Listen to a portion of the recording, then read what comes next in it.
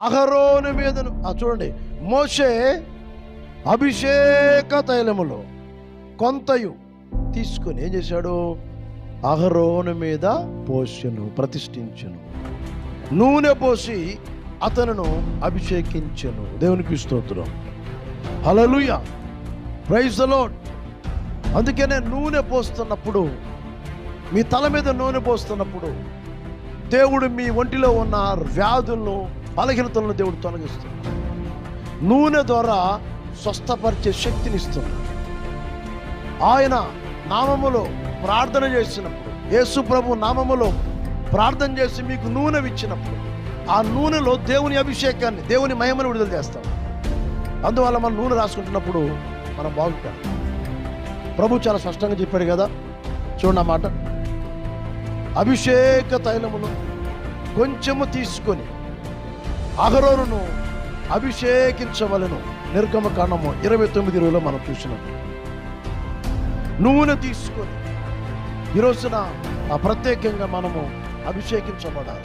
నూనెతో మనం తాకబడాలి, నూనెతో అంటబడాలి. 23వ కీర్తన ఏమన్నాడు? 23వ కీర్తన 6వ వచనం, నేను బ్రతుకు దినములన్నిట్లో నీ కృపాక్షేమములు ఏమంటే వచ్చును.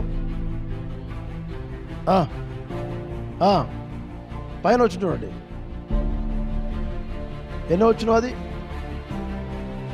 కీర్తన 23వ కీర్తన 5వ వచనం, నూనెతో నా తలాంటి ఉన్నావు, నా గిన్నె నిండి పొరచు. నూనెతో నా తలాంటి ఉన్నావు అంటే మీ తల మీద నూనె పోస్తున్నప్పుడు దేవుడు మిమ్మల్ని ఆరోగ్యముతో స్వస్థపరుస్తూ విడుదల కలిగిస్తూ నూనెతో అంటబడాలి. గట్టిగా చెత్త తాకబడుతున్నామో దేవుడు మనకు తోడుగా ఉంటాడు. తోడుగా ఉండి ఏం చేస్తారంటే, మనకి విరోధంగా ఎవరైతే లేస్తారో, మన గురించి ఎవరైతే విరోధంగా మాట్లాడతారో, దినవృత్తాంతముల గ్రంథము 16వ అధ్యాయం 21-22, నేను అభిషేకించిన వారిని ముట్టవలదనియు